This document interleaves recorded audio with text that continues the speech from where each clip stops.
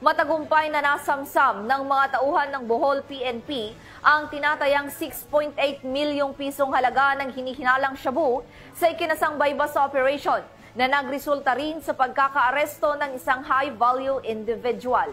Patrolwoman Nikia Caniedo sa balita.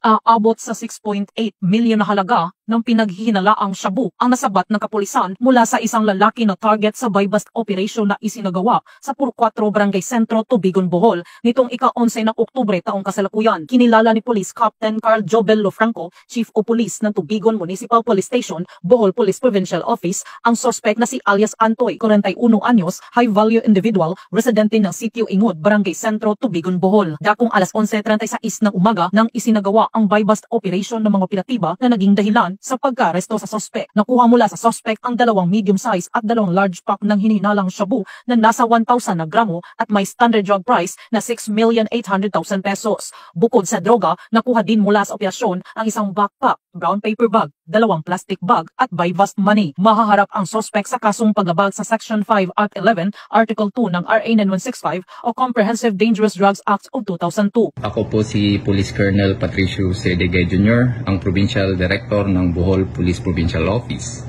Ang tagumpay na ito ay bunga ng masusing pagmamanman at koordinasyon at walang sawang dedikasyon ng ating mga kapulisan laban kontra iligal na droga. Sa pamamagitan ng ganitong mga operasyon, ating pinatutunayan na seryoso ang Bohol PNP sa pagpapanatili ng kapayapaan at kaayusan sa ating lalawigan. Nais naming paalalahanan ang publiko na maging mapagmatsyag sa inyong mga komunidad. Kung may nalalaman kayong kahina-hinalang aktibidad o mga personalidad na sangkot sa illegal na droga, huwag mag-atubiling makipag-ugnayan sa pinakamalapit na himpilan ng pulisya o sa pamamagitan ng aming hotline numbers. Ang inyong pakikipagtulungan ay napakahalaga upang tuluyan masugpo ang banta ng illegal na droga sa ating mga kabataan at komunidad. Patuloy nating ipagmalaki ang ating kooperasyon sa PNP.